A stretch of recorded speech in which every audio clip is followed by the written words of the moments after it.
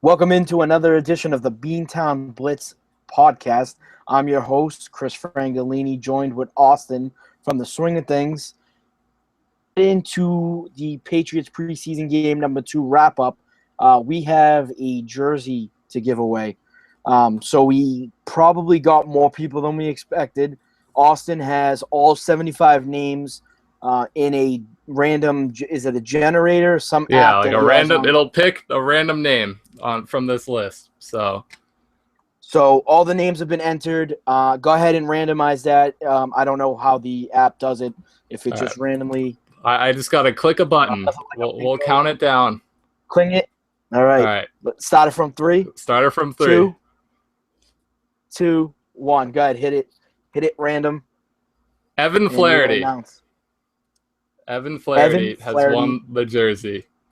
has won the official NFL Nike Tom Brady jersey. We'll reach out to you Saturday. Congratulations. Thanks for following. We made somebody happy today. I think it's like a make-a-wish. That's all I can think about. We just gave someone a free Tom Brady jersey. How sick is that? That's great. That's a fair point. And speaking of Tom Brady, I'm calling it a controversy because I'm not buying it. I didn't buy the week 1 preseason absence where he wasn't on the sideline. I'm not buying it this week that he cut himself with scissors.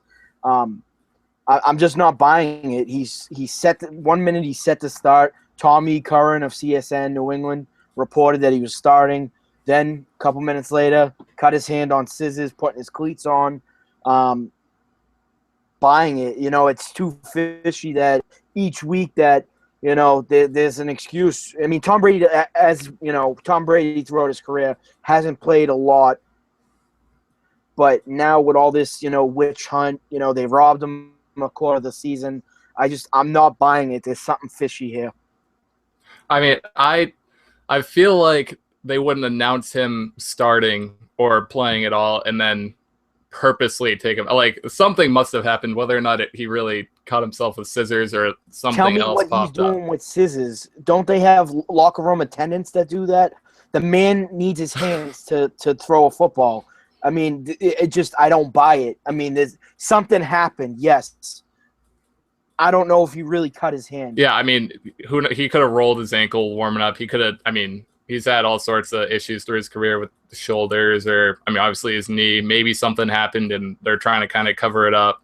Which I don't really know NFL rules or anything like that about if you can lie Yeah, about that sort of wouldn't stuff. be But legal if I mean, I don't know about preseason rules, but you're technically supposed to list injuries. yeah, You can't shy away from that kind of thing. so I don't know how, like, I'm not gonna say it was like this on. Like he honestly could have been cutting tape off his cleat or something like that and just slipped and cut his finger. And I mean, I think the key thing, and everyone's saying, oh, it's not that severe, but I mean, with the suspension, even if it was severe, that's what, 6 weeks to heal a sliced thumb or whatever it was. So It's not only that. That's not really the point. The point is that everything that he does is under the microscope.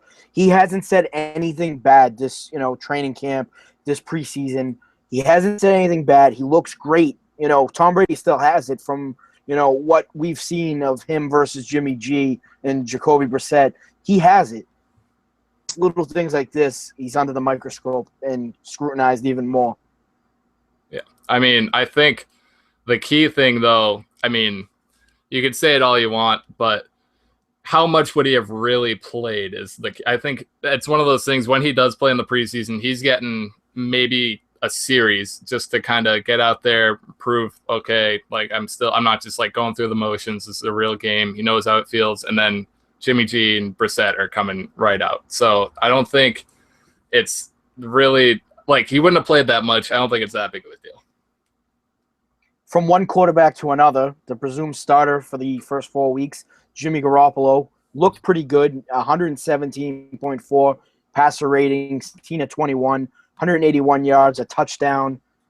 I think that in week 1, preseason game 1, everyone set the bar so high that we know this guy is starting in place of the Tom Brady, the legendary Tom Brady. The bar was set so high that he didn't eclipse it.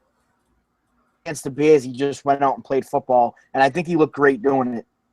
Yeah, like I had said last week, like it was kind of a feeling out process, and he's not going to do anything flashy when he's trying to kind of get the motions down, get used to the offense, get used to first team reps against the real. I mean, granted, not a lot of starters are playing in preseason, but like some real talent rather than just some practice reps. So you could tell he was kind of iffy in the first week. But I mean, last night it was spectacular. What was it, 16 for 21 or something? I think he had really one bad decision, and a couple other ones were just like throws were slightly off, or I mean, some drops. I think coming back to haunt me was Aaron Dobson, that pick. I think he had a drop. So other than that, I mean, it was pretty solid. Like I said, one bad decision, but that's not going to ruin a really like great night that he had. And he's showing how much he's really growing in this preseason. Progression is the name of the game, and I think he showed that. I mean, it almost, you could probably see two different quarterbacks. I mean, just he was smiling and joking on the sideline. So a more relaxed Jimmy G. He'll play. He's got 2 more preseason games to warm up, relax, and get his groove. You're right. He's playing against scrubs, but you know what? For someone who has to make his first professional start on the road in prime time against an Arizona defense, Arizona Cardinals defense, I think that he'll take any reps that he can get. And I mean, I don't know how much he'll really play in like week 4. I mean, obviously, or I'm talking preseason week 4. I mean, you see it with stars all the time. He'll probably get the Brady treatment. I'm sure he probably plays a series or 2 in that 4th game, and then it's probably going to be all preset for the next 3.5 quarters or however long. So I think he's got one solid game to get used to all the motions and everything. He'll get some rest and hopefully be prepared for that Arizona game, which is going to be tough. I'm kind of worried about that, but I mean, anything can happen. Yeah, I have that game as a scheduled loss. It won't be a blowout, but I do have it as a scheduled loss. That's asking a lot for your first pro start. But let's switch gears from offense to defense. One of the winners, I think, of this preseason has been the Patriots defense. 4 turnovers last week against the Saints, leading to 22 points. 1 turnover this week against the Bears. I think this defense looks great. And again, I'll reiterate it. They need to re-sign Jamie Collins. I can't stress this enough. I think Chris Long needs to step up. He's the guy I'm looking at to replace Ninkovich. I think he needs to step up and earn his place in that defense. Yeah, I think it's a huge kind of plus that you see Chandler Jones get traded. Everyone's kind of worried like the defensive line might not be as good as it once was. Ninkovich goes down, you're worried.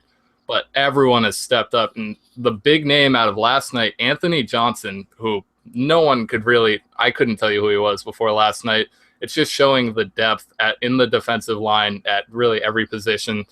I mean, they've got – I think it was for a position battle. They've got like 6 or 7 defensive linemen that could really make a case to get some serious playing time. So, I mean, that's what the preseason's for. We've talked about it. And I think the biggest thing that's going to separate the Pat Steve from everyone else in the league, like I said, is just depth. They've got so much talent across the board, whereas in the past couple of years, if someone goes down, you got a random kind of undrafted guy stepping in who isn't going to be able to perform at that same level. Now you can have people just constantly in and out that are talented players. I know a lot of writers out there love clickbait, whether it's the company itself wanting the clicks to increase revenue through advertising. But last night I saw, early this morning I saw a tweet from CSN Ennie's Mike Giardi. Him and Ben Volen were talking, and he brought up Terrence Knighton, probably on the outside looking in. You talked about the depth. He thought it was bad that Knighton was still in the game late in the game, still in there. That can't look good, I guess, for a guy that, no one's really a lock, other than like the Tom Brady's, the Gronks. No one's a lock. That can't be good for a veteran guy like that to be playing that late in week 2 preseason game. Yeah, but the thing is, like we've said, preseason is where, I mean, jobs are really made or kind of determined, and that's just going to be on him in these next couple of weeks to make do with that playing time. Just kind of, I mean, push through. You got to prove yourself. This is, like we said, a very talented, very deep team. And I think expectations for that defensive line, he might have just been thinking, oh, I'm a starter, or, oh, I'm going to have significant playing time no matter what, because he was such a big name signing a couple months ago. But, I mean, you look at it, all these young guys are stepping up. It's Bill Belichick's coaching, I guess, that they know that any spot can be taken away from you just that quick. So, I mean, it's just pretty interesting to see. Yeah, he's such a big name that he might get cut in a couple weeks. Austin, you mind giving a shout out one more time to our on Twitter, just so before we wrap it up? Yeah, I mean, are you talking about the giveaway winner? Winner of the Tom Brady jersey, our boy, our Make-A-Wish. Yeah. So we got Evan Flaherty as the winner of this great jersey giveaway. It's going to be, I mean, you can pick either the navy or the white jersey, whatever his little heart desires. So, I mean, I guess that kind of wraps it up. Well, that does it for another Beantown Blitz podcast. Thanks for listening. Chris Frangolini, Austin from the Swing of Things. Thank you, everybody, for the support on Twitter. I don't think we expected that many follows and retweets. Over 70 people entered. So thanks again for the support. And be sure to follow us on Twitter and check the websites.